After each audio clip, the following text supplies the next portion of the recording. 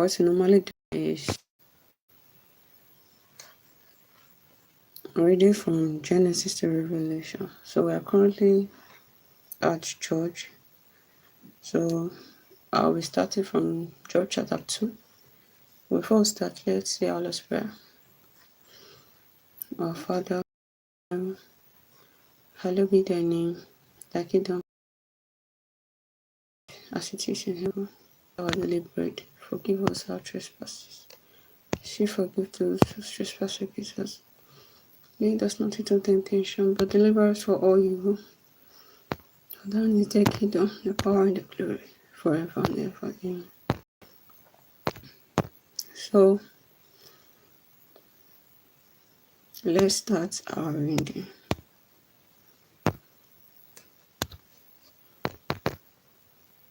So, as I said earlier, we are starting from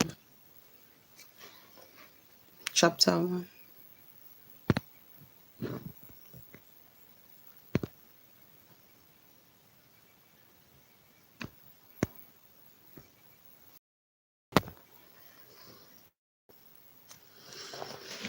In chapter 2, actually, I stopped at Judges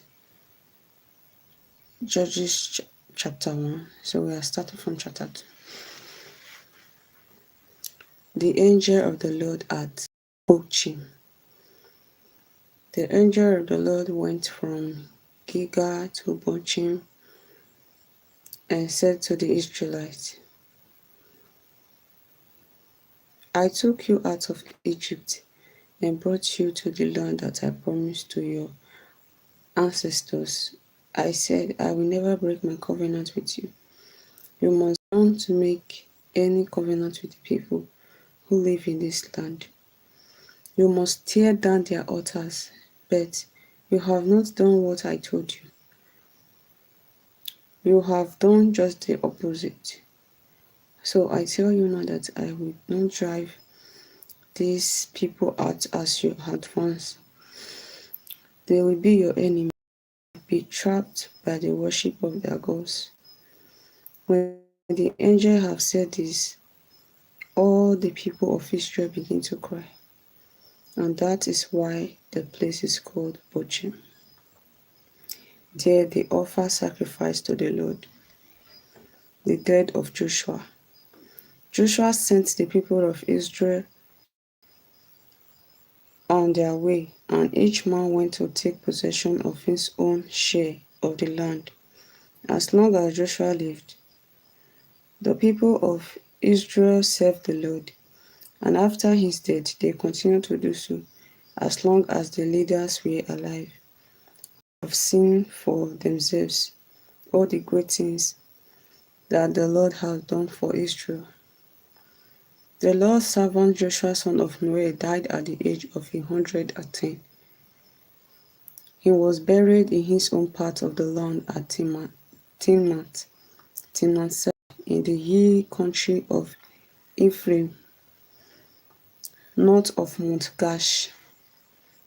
That whole generation also died, and the next generation forgot the Lord and what he has done for Israel. Israel stopped worshiping the Lord. Then the people of Israel sinned against the Lord and began to serve the Baals. They stopped worshiping the Lord, the God of their ancestors, the God who have brought them out of Egypt, and they began to worship other gods, the gods of the people round them. They bowed to them and made the Lord angry. They stopped worshiping the Lord and served the Baals and the Astartes. And so the Lord became furious with Israel and let raiders attack and rob them. He let enemies all around overpower them, and Israelites could no longer protect themselves. Every time they went into battle, the Lord was against them, just as he had said he would be. They were in great distress. Then the Lord gave the Israelites leaders who saved them from the raiders. But the Israelites paid no attention to their leaders. Israel was unfaithful to the Lord and worshipped other gods. Their fathers have obeyed the Lord's command, but this new generation soon stopped doing so. Whenever the Lord gave Israel a leader, the Lord would help him and would save the people from their enemy, as long as that leader lived. The Lord would have mercy on them because they groaned under their suffering and oppression. But when the leader died, the people used to return to the old ways and behave worse than the previous generation. They will serve and worship other gods and refuse to give up their own evil ways. Then the Lord will become furious with Israel and say, This nation has broken the covenant that I commanded their ancestors. Okay, this generation have broken the covenant that I commanded their ancestors to keep because they have not obeyed me. I will no longer drive out any of the nations that were still in the land where Joshua died. I will use them to find out whether or not these Israelites will follow my ways as their ancestors did. So allow those nations to remain in the land. He did not give Joshua victory over them, nor did he them but soon after Joshua's death. The nation, chapter 3, the nation remaining in the land.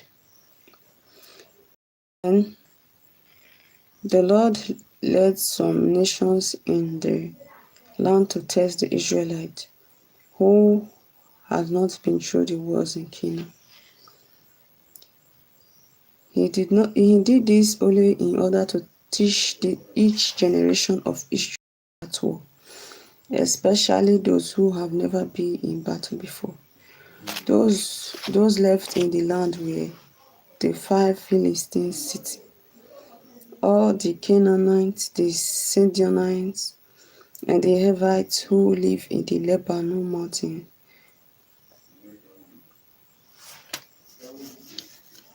Who live in Lebanon mountain from Mount Hermon as far as Hamath Pass. They were to be a test for Israel, to find out whether or not the Israelites will obey the commandments that the Lord have given their ancestors through Moses.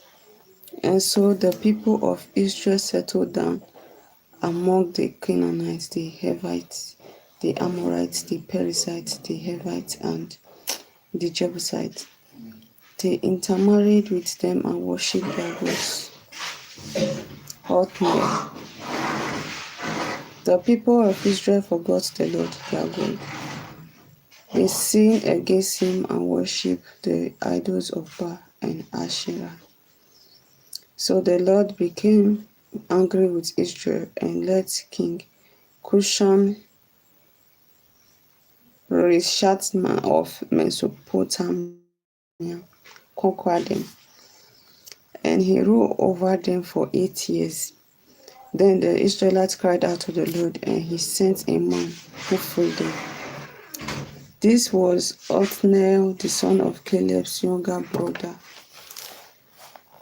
Kenaz. The Spirit of the Lord came upon him, and he became Israel leaders. Othniel went to war, and the Lord gave him victory over the king of Mesopotamia. There was peace in the land for 40 years, and then Othniel died. Ehud. The people of Israel sinned against the Lord again. Because of this, the Lord made King Eglon of Moab stronger than Israel. Eglon joined the Ammonites and the Amalekites. They defeated Israel and captured Jericho, the city of palm trees. The Israelites were were subject to Eglon for 18 years. Well, then the Israelites cried out to the Lord, and he sent a man.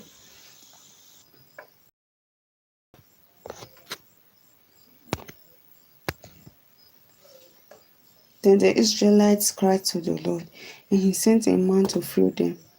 This was Ehud, a left-handed man, who was the son of Gera from the tribe of Benjamin. The people of Israel sent Ehud to King Eglon of Moab with a gift for him. Ehud had made himself a double-edged sword, nearly 50 centimeters long.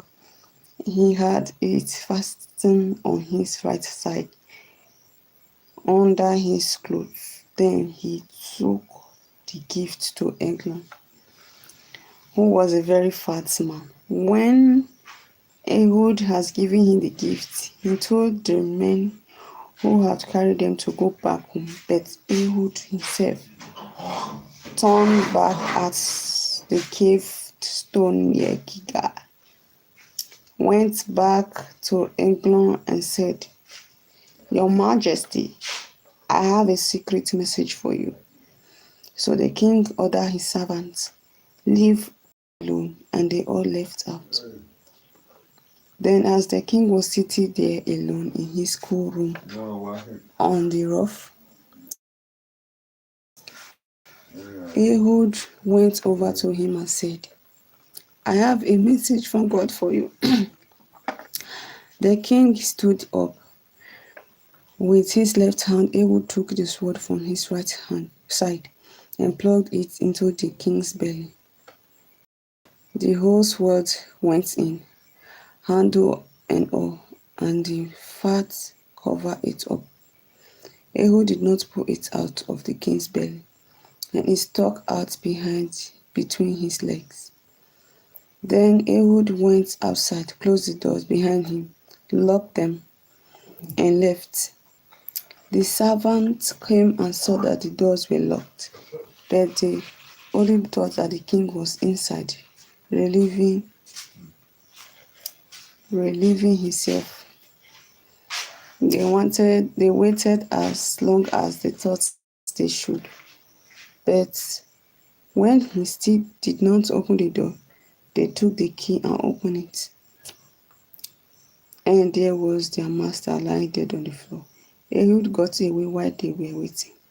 He went past the cave stone and escaped to Seirah. When he arrived there in the hill country of Ephraim, he blew a trumpet to call the men of Israel to battle. Then he laid them down from the hills. He said, "Follow me. The Lord hath given you victory over your enemies." The Moabites, over your enemies, the Moabites. So they followed Ehud down and captured the place where the Moabites were to cross the Jordan. They did not allow a single man to cross. That day they killed 10,000 of the best Moabite soldiers. None of them escaped that day. The Israelites defeated Moab, and there was peace in the land for 18 years. Is it 18? 18 years. 18 years. Shamgar. The next leader was Shamgar, son of Amat. He rescued Israel and did so by killing 600 Philistines with an ox goad. Judges chapter 4. After Ehud died, the people of Israel sinned against the Lord again. So the Lord let them be conquered by Jabin, a Canaanite king who ruled in the city of Hazor. The commander of his army was Sisera, who lived in Haroshet of the Gentiles.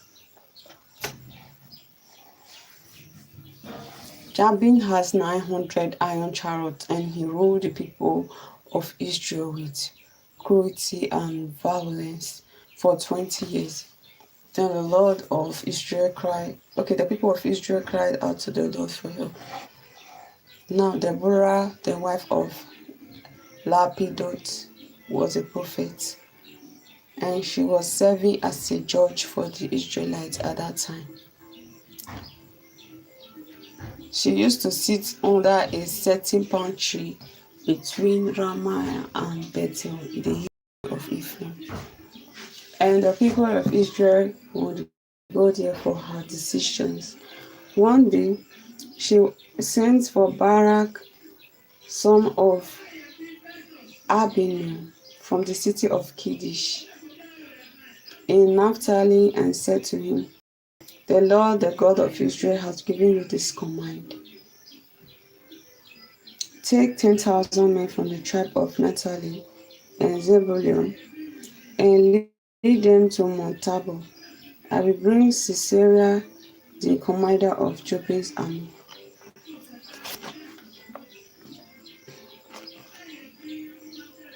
to fight against you at the river Kishon.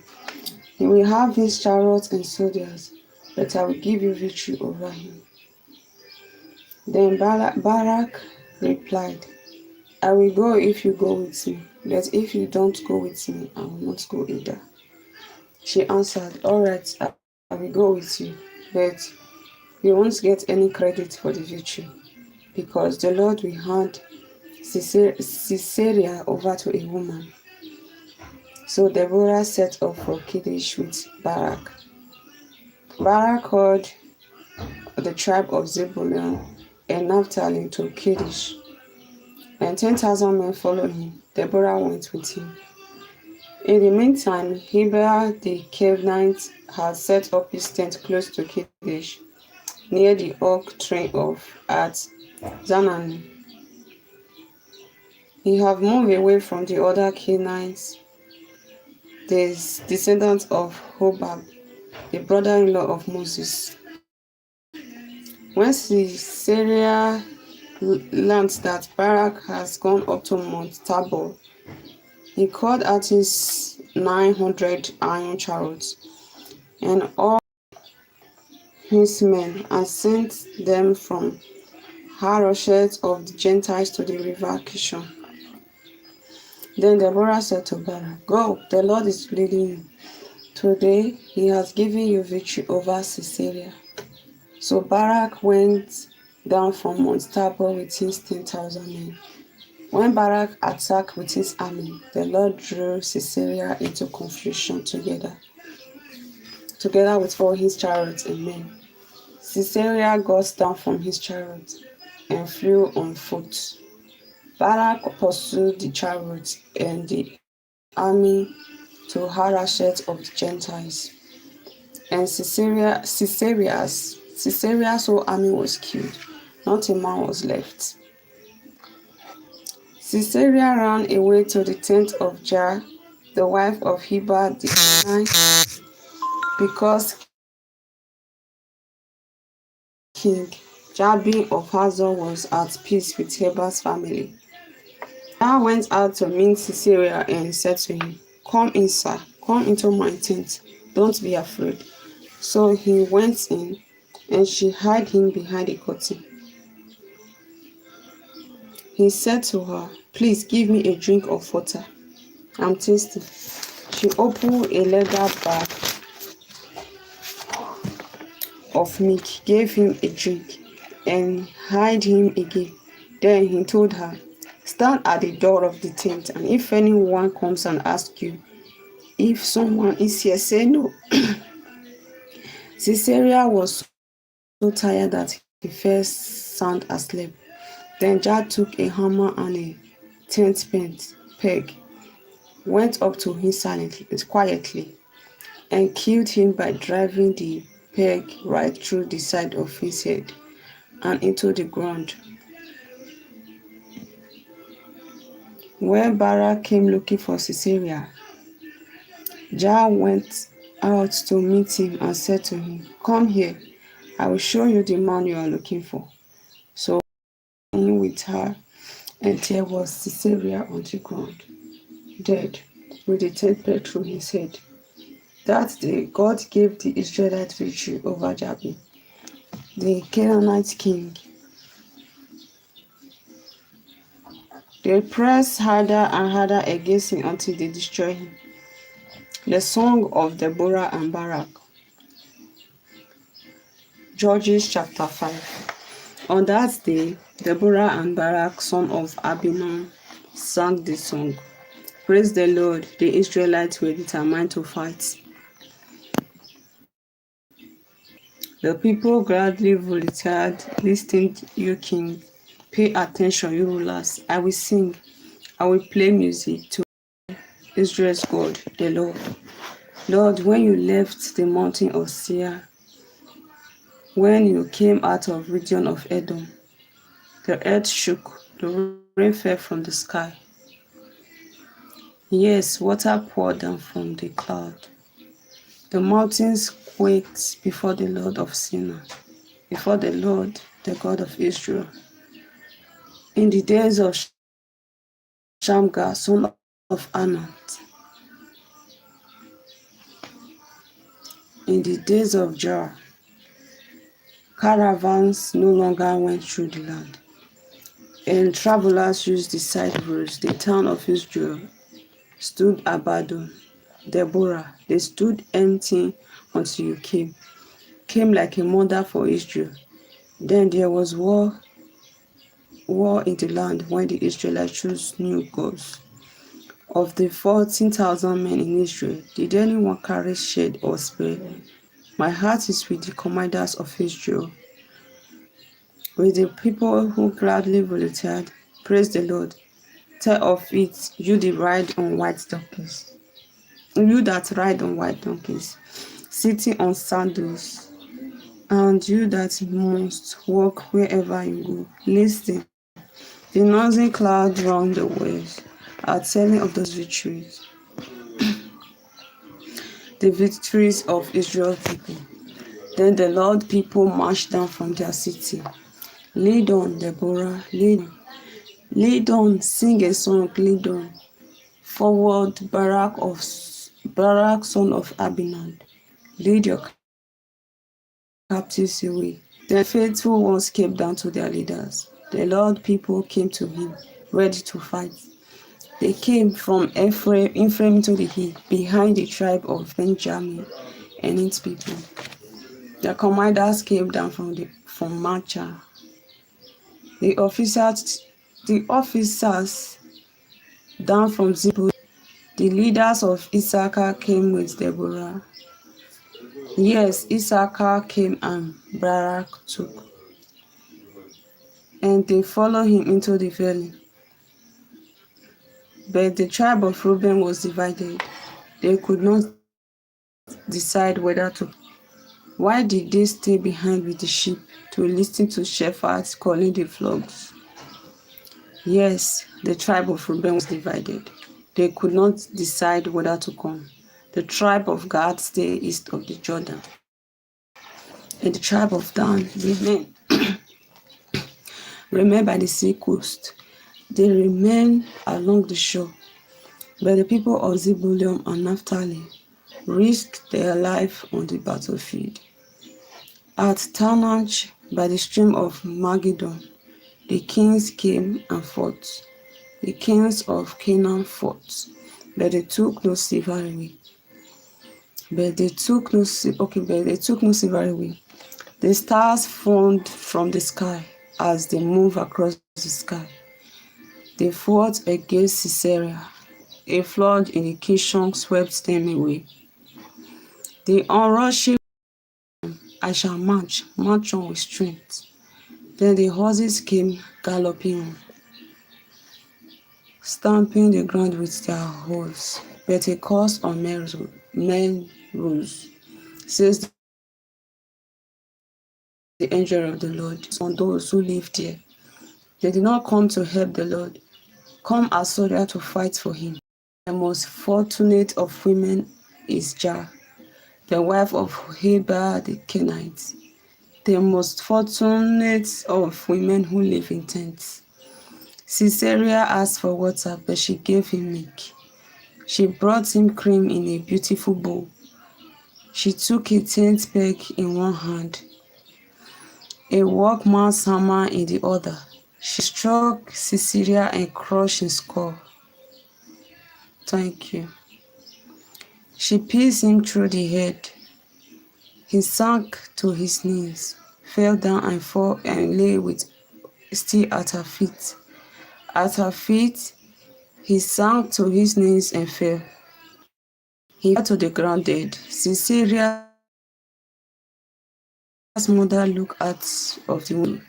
She gazed from behind the lattice. "Why is his chariot so late in coming?" she asked. "Why are his horses so slow to return? Why are his horses okay?" Her wisest leaders answered her, and she told herself over and over, "They are only finding things to capture and divide." A girl or two for every soldier, rich clothes for Sisera, embroidered pieces for the neck of the queen.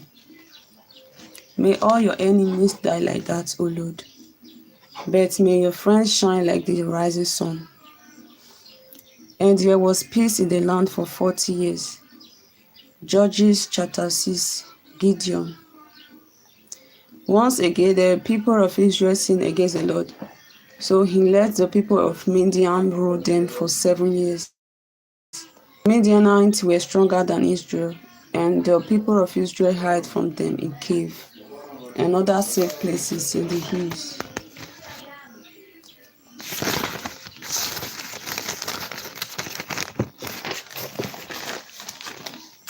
Whenever the Israelites saw any seed, the Midianites would come with the Amalekites and the desert tribe and attack them. They would camp on the land and destroy the crops as far south as the area around Gaza. They would take all the sheep, cattle, and donkeys and leave nothing for the Israelites to live on. They would come with their livestock and tents as thick as locusts.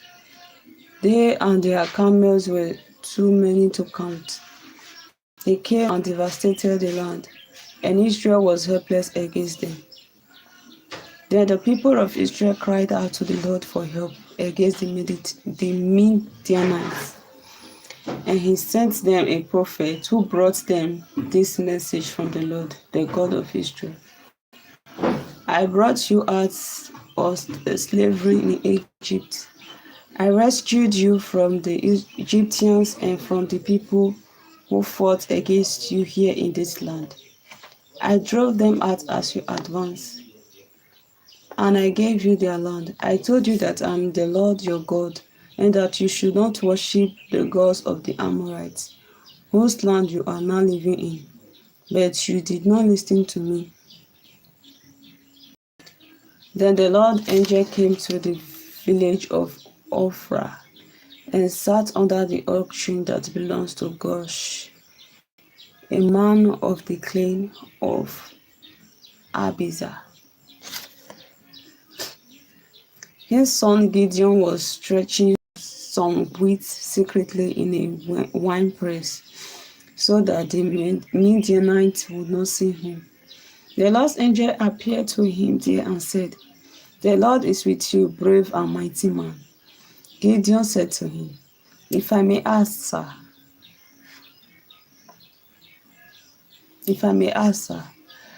why has all this happened to us if the Lord is with us? What about all the wonderful things that our fathers told us the Lord used to do? How he brought them out of Egypt. The Lord has abandoned us and left us to the mercy of the Midianites.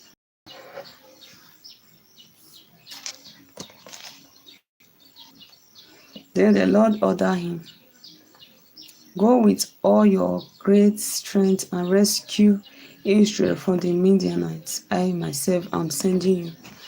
Gideon replied, "But Lord, how can I rescue Israel?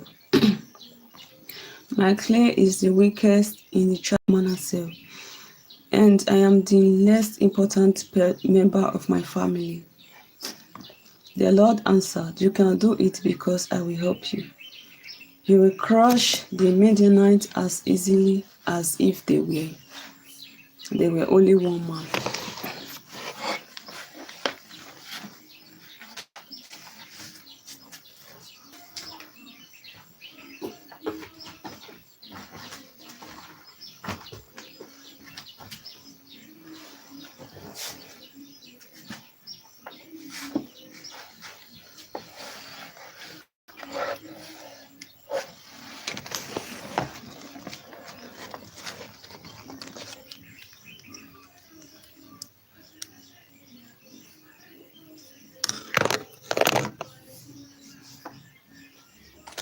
Gideon replied, "If you are pleased with me, give me some proof that you are really the Lord. Please do not leave until I bring you an offering of food." He said, "I will stay until you come back." So Gideon went into his house and cooked a young goat and used 10 kilograms of flour to make bread without any yeast. He put the meat in a basket and brought in a pot, brought them to the Lord's angel under the oak tree, and gave them to him. The angel ordered him, "Put the meat and the bread on this rock, and pour the burnt over them." Gideon did so. Then the Lord's angel reached out and touched the meat and the bread with the end of the stick he was holding. Fire came out of the rock and burnt up the meat and the bread. Then the angel disappeared. Gideon then realized that it was the Lord's angel he had seen, and he said in terror, "Sovereign Lord, I have seen your angel face to face." But the Lord said to him, "Peace, don't be afraid. You will not die." Gideon built an altar to the Lord there and named it, "The Lord is Peace." It is still standing at Ophrah, which belongs to the clan of Abiezer. That night the Lord told Gideon, "Take your father's bow and another bow 7 years old. Tear down your father's altar to Baal and cut down the symbol of the goddess Asherah, which is behind it. Build a well-constructed altar to the Lord your God on top of this mound. Then take the second bow and burn it whole as an offering, using for fire one the symbol of Asherah you have cut down." So Gideon took 10 of his servants and did what the Lord had told him. He was too afraid of his family and the people of the town to do it by day, so he did it at night. When the people of the town got up early the next morning, they found that the altar to Baal and the symbol of Asherah has been cut down, and that the second bull had burnt on the altar that has been built there. They asked each other, "Who did this?" They investigated and found out that Gideon, son of Gosh has done it. Then they said to Gosh, "Bring your son out so that we can kill him." He turned out the altar to Baal and cut down the symbol of Asherah beside it. But God said to all those who confronted him, "Are you standing up for Baal? Are you defending him? Anyone who stands up for him will be killed before morning. If Baal is a god, let him defend himself. Let him defend himself. It is his altar that was torn down." From then on, Gideon was known as Jerubbaal, because Josh said, "Let Baal defend himself." It is his altar that was torn down. Then all the Midianites, the Amalekites, the desert tribe assembled, crossed the river Jordan, and camped in the valley of Zerah. The Spirit of the Lord took control of Gideon, and he blew a trumpet to call the men of the clan of Abiezer to follow him. He sent messengers throughout the territory of both parts of Manasseh to call them to follow him. He sent messengers to the tribe of Asher, Zebulun, and Naphtali, and they also came to join him. Then Gideon said to God, "You say that you have decided to use me to rescue Israel. Well, I am putting some wool on the ground where we stretch the wheat. If in the morning there is dew only on the wool, but not on the ground, then I will know that you are going to use me to rescue Israel." That is exactly what happened.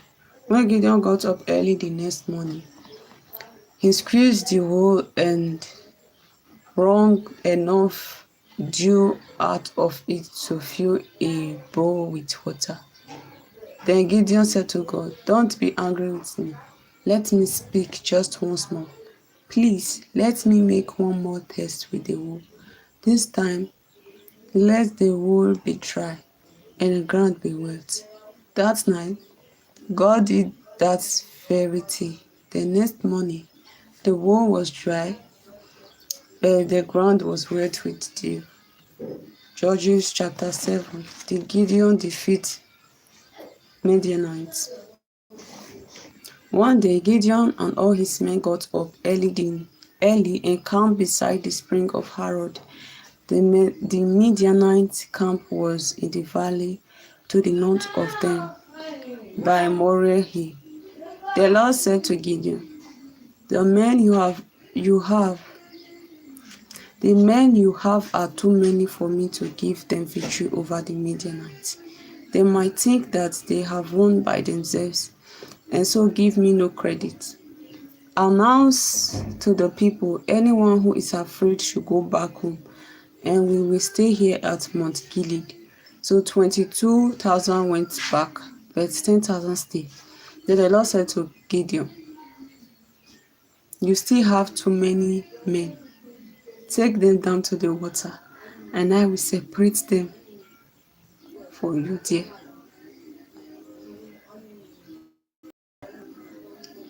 If I tell you a man should go with you, he will go. If I tell you a man should not go with you, he will not go. Gideon took the men down to the water, and the Lord said to him, Separate everyone who laps up the water with his tongue like a dog, from everyone who gets down to his knee to drink. There were 300 men who scooped up water in their hand and ate. All the other got down on their knees to drink. The Lord said to Gideon, I will rescue you and give you victory over the Midianites with the 300 men who lapped the water. Tell everyone else to go. So Gideon Gideon sent all the Israelites home,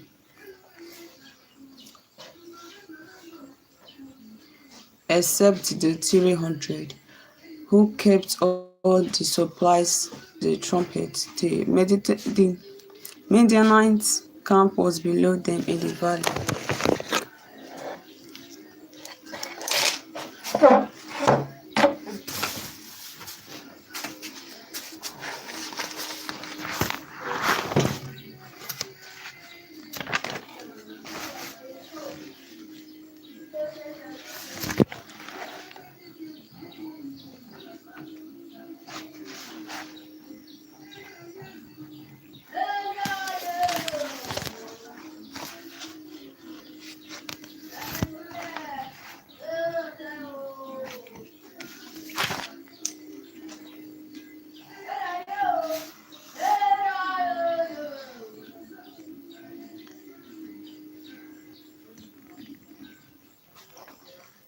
That's nice.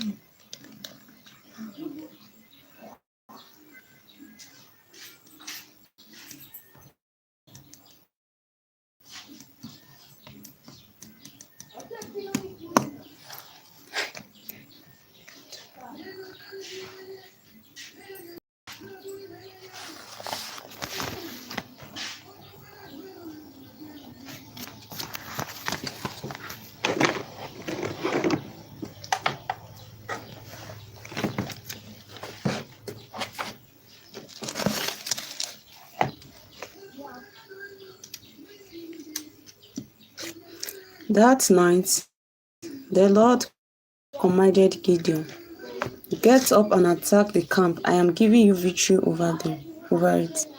But if you are afraid to attack, go down to the camp with your servant Purah. You will hear what they are saying, and then you will have the courage to attack." So Gideon and his servant Purah went down to the edge of the enemy camp. The Midianites, the Amalekites, and the desert tribemen were spread out in the valley like a swarm of locusts, and they had as many camels as there were grain or sand on the seashore. When Gideon arrived, he heard a man telling a friend about a dream. He was saying, "I dreamt that a loaf of barley bread rolled into our camp and hit a tent. The tent collapsed and lay flat on the ground." His friends replied, "It is the sword of the Israelites." Gideon, son of Gosh, it can't. Okay, his friend replied, Israelites. Gideon, son of Gosh, it can't mean anything else. God have given him victory over Midian and our whole army. When Gideon heard about the man's dream and what it meant, he fell to his knee and worshipped the Lord. Then he went back to the Israelite camp and said, "Get up, the Lord is giving you victory over the Midianites army." He divided his 300 men into three groups, and each man a trumpet and a jar with a torch inside. He told them, "When I get to the edge of the camp, watch me and do what I do. Watch me and do what I do. When my group and I blow our trumpets, then you blow yours all round the camp and shout, 'For the Lord and for Gideon.'" Gideon and his 100 men came to the edge of the camp, a short while before the midnight. Just after the guard has been changed, then they blew the trumpet and broke the jar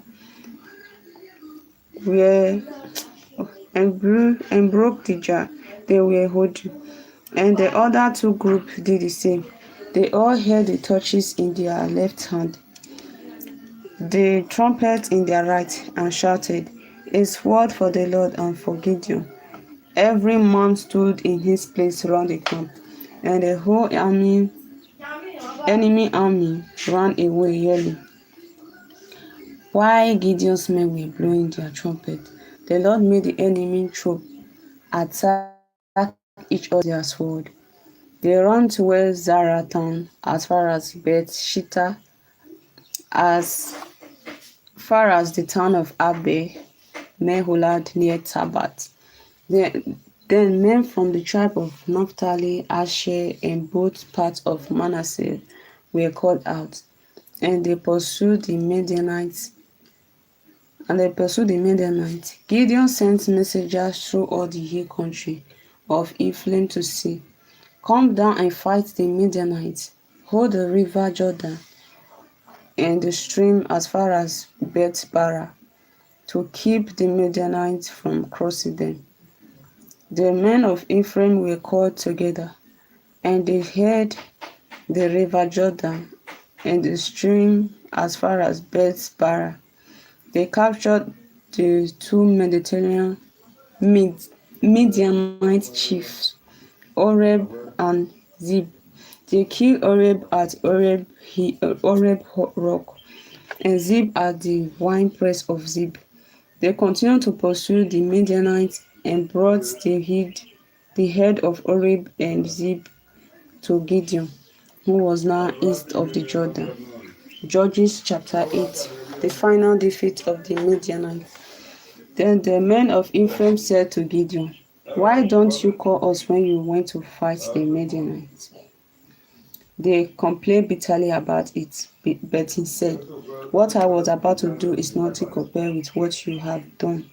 Even the little that you men of Ephraim did is worthy is worth more than what my whole clan have done. After all, through the power of God, you killed the two Midianite chiefs, Oreb and Zeb. What have I done to compare with that?" When he said this, they were no longer so angry. By this, Gideon and his 300 men have come to the river Jordan and have crossed it.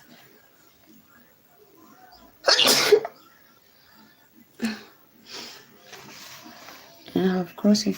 They were exhausted, but were still pursuing the enemy. When they arrived at Succoth, he said to the men of the town, "Please give my men some loaves of bread. They are exhausted, and I am pursuing Zebab and Zalmunna, the Midianite kings." But the leader of Succoth said, "Why should we give your army any food? You have not captured Zebab and Zalmunna yet." So Gideon said, "All right, when the Lord has handed Zebab and Zalmunna over to me, I will beat you with thorns and brass from the desert." Gideon went on to Penuel and made the same request to the people there. But the men of Penuel gave answer, "I am going to come back safe and sound. I'm going back safe. Okay. And when I do, I will tear your town down." Ziba and Zalmunna were at Karkor with their army. Only of the whole army of desert tribesmen, only about 15,000 were left. 120,000 soldiers have been killed.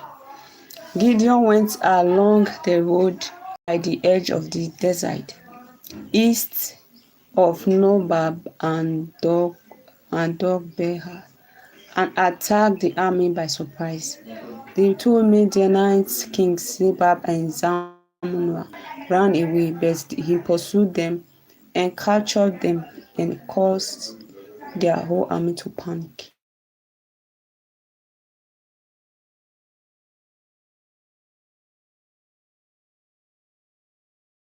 Then took he then took thorn and brass from the desert and used them to punish the leaders of Succoth. The leader of Succoth. He also he also tore down the tower at Pune and killed the men of that city. Then Gideon asked Zebah and Zalmunna, "What about the men you killed at Tab?" They answered, They look like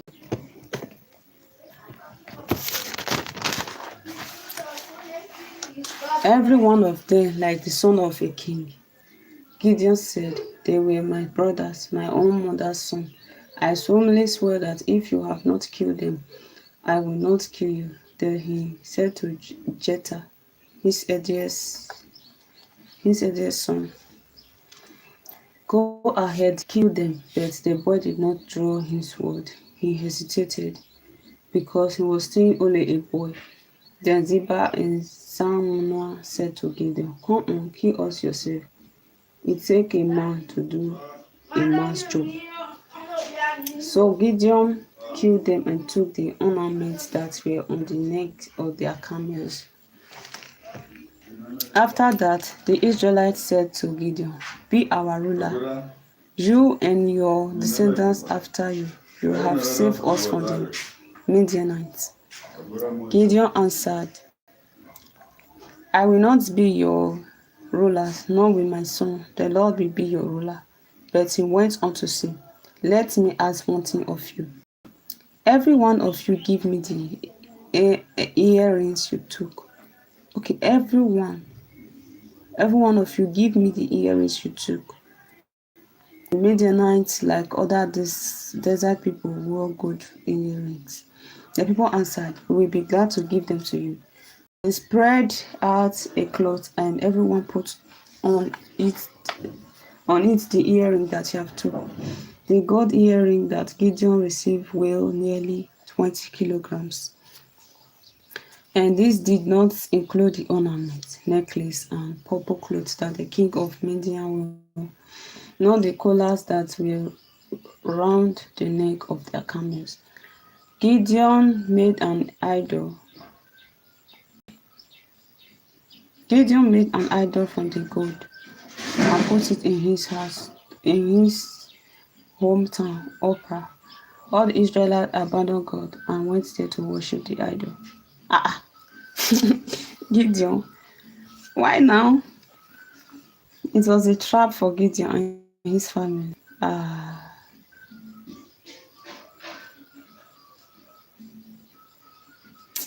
Gideon, why now? So Midian was defeated by the Israelites and was no longer a threat. The land was at peace for 40 years until Gideon died. The death of Gideon.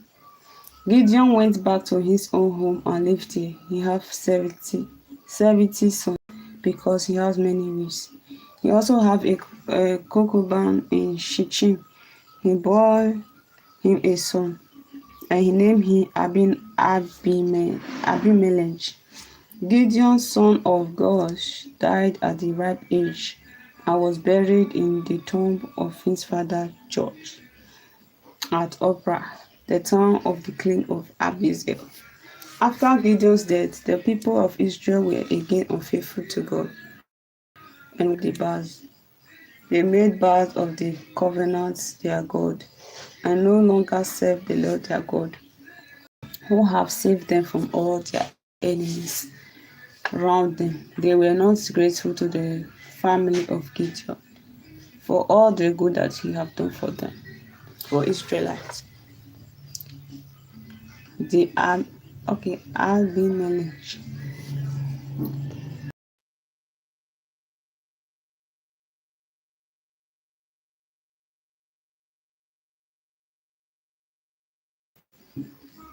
Judges chapter 9. Gideon's son, Gideon's son, Gideon's son Abimelech went to the town of Shittim where all his mother's relatives lived and told them to ask the men of Shittim, which would you prefer, to be governed by all 70 of Gideon's sons or by just remember that Abimelech is your own flesh and blood. His mother's relatives talked to the men of Shittim about this for him. And the men of Shittim decided to follow Abimelech because he was their relative. They gave him 17 pieces of silver from the temple of Baal of the covenant. And with this money, he hired a bunch of worthless scoundrels to join him. He went to his father's house at Ophrah and there to the town of a single stone. He killed his 17 brothers. He killed his 70 brothers, Gideon's son. But Jotham, Gideon's youngest son, hid and was not killed. Then all the men of Shittim and Beth Million got together and went to the sacred oak tree at Shittim, where they made Abimelech king. When Jotham heard about this, he went and stood on top of Mount Gerizim. When Jotham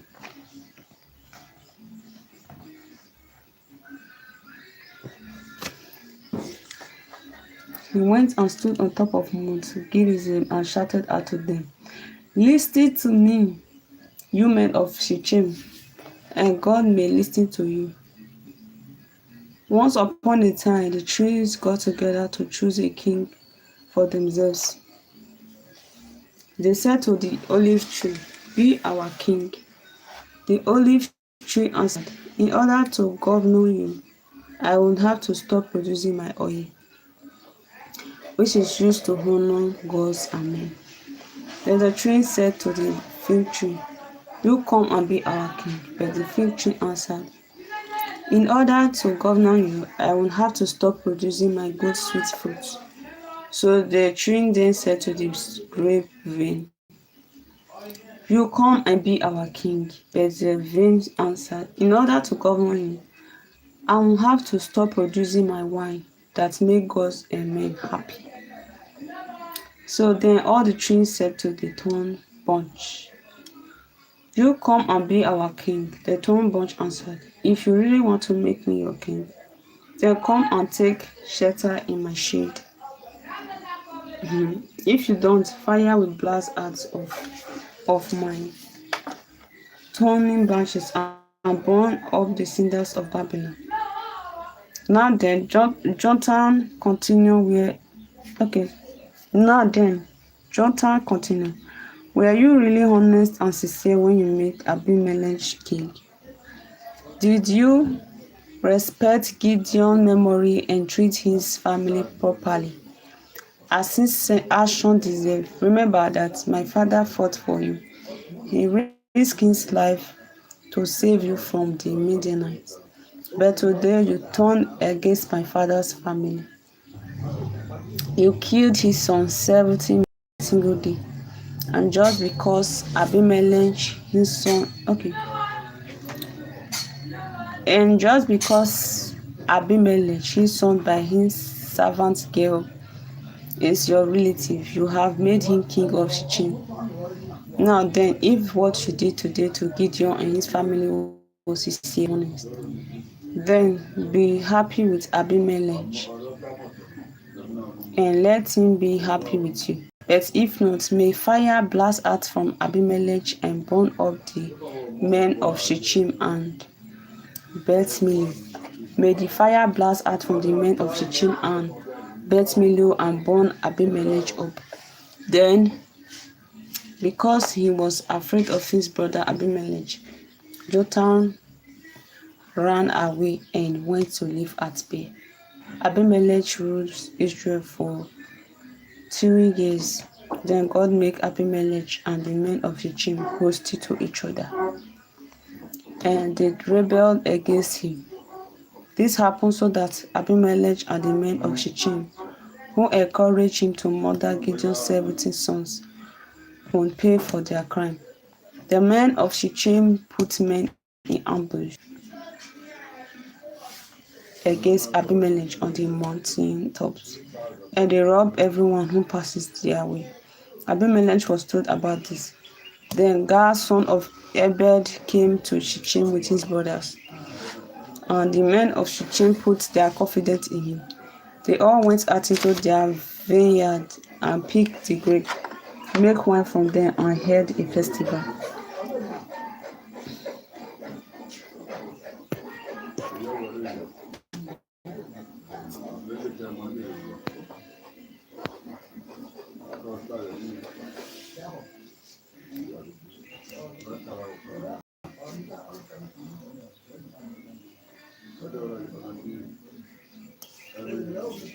They went into the temple of their God, where they ate and drank and spoke scornfully of Abimelech.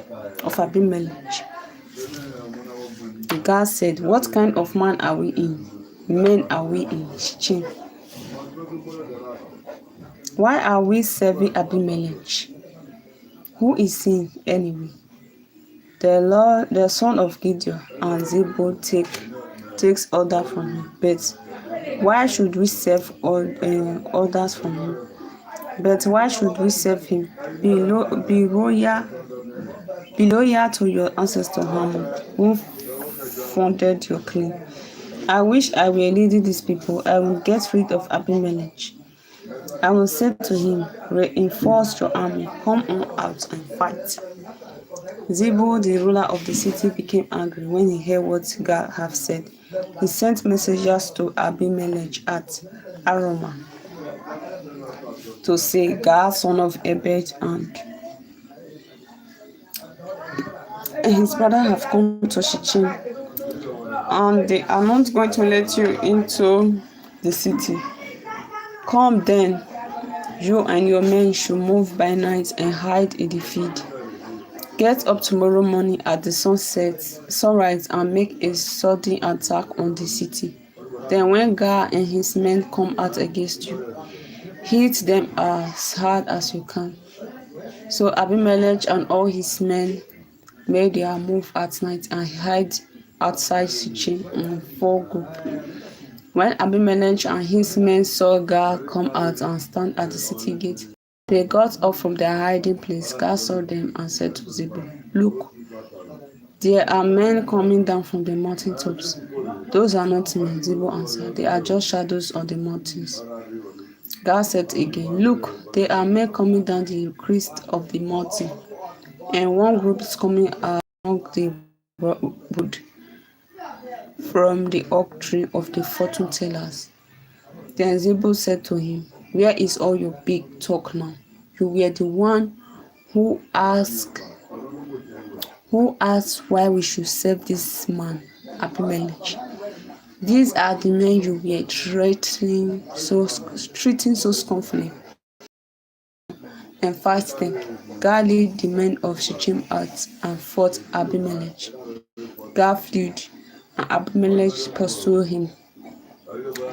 Many were wounded, even at the city gate.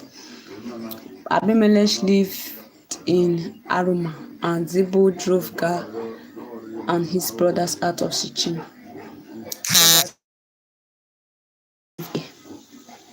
The next day, Abimelech found out that the people of Shechem were planning to go out into the field.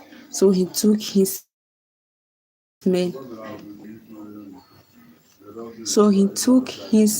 divided them into three groups, and hid in the field, waiting. When he saw the people coming out of the city, he came out of hiding to kill them. While Abimelech and his group hurried forward to guard the city gate, the other two companies attacked the people in the field and killed them all. The next day, Abimelech found out that the people of Shechem were planning to go out into the field. So he took his men, divided them into three groups, and hid in the field, waiting. When he saw the people coming out of the city, he came out of hiding to kill them. While Abimelech and his group hurried forward to guard the city gate, the fighting continued all day long. Abimelech captured the city, killed its people, tore it down, and covered the ground with salt. When all the leading men in the fort at Shechem heard about this, they sought safety in the stronghold of the temple of Baal of the covenant. Abimelech was told that they have gathered there, so he went up to Mount Salmon with his men. There he took an axe, cut a branch off a tree, and put it on his shoulder. He told his men to be quick and do the same thing. So every man cut off a branch of a tree. Then they followed Abimelech and piled the wood up against the stronghold. They set it on fire with the people inside, and all the people of the fort died, about 1,000 men and women. Then Abimelech went to Thebez, surrounded that city, and captured it. There was a strong tower there, and every man and woman in the city, including the leaders, ran to it. They locked themselves in and went up to the roof. When Abimelech came to attack the tower, he went up to the door to set the tower on fire, but a woman threw a millstone down on his head and fractured his skull. Then he quickly called the young man who was carrying his weapon and ordered, "Draw your sword and kill me. I don't want it said that a woman killed me." So the young man ran his troop and he died. When the Israelites saw that Abimelech was dead, they all went. In this way, God paid Abimelech back for the crime that he committed against his father in killing his 70 brothers. God also made the men of Shechem suffer for their wickedness. just as Jotham, Gideon's son, said they would when he caused them. So I stopped today at Judges chapter 9 because it's have been a long time since I started this thing. So since it's there already, let me just read Psalm 23 and Psalm 24, and we will call it a day. It's not a day, we'll call it a month. The Lord is my shepherd, I have everything I need. He lets me rest in field of grass and lead me to quiet pools of fresh waters. He gave me new strength, He guides me in the right path, as He have promised. Even if I go through the deepest darkness, I fear no evil. For you are with me, Lord. Your shepherd protect me. You prepare a banquet for me where all my enemies can see me. You welcome me as an honored guest and fill my cup to the brim. I know that your goodness and love will be with me all my life, and your house will be my home as long as I live. Psalm 24, the great King. The world and all that is in it belongs to the Lord. The earth and all who live on it are His. He built it on the waters beyond the earth and laid its foundations in the ocean depths. Who has the right to go up the Lord's hill? Who may enter His holy temple? Those who have pure hearts, those who are pure in heart and in thought, who do not worship idols, who make false promises. Okay, who do not worship false idols, who do not worship idols or make false promises. The Lord will bless them and save them. God will declare them innocent.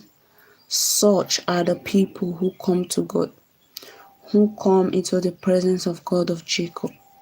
Fling wide the gate, open the ancient doors, and a great king will come in. Who is this great king? He is the Lord, strong and mighty, the Lord, victorious in battle. Fling wide the gates, open the ancient doors, and the great King of glory will come in. Who is this great King? The triumphant Lord. He is the great King. So today, I have ended this year, and thank you all for being here.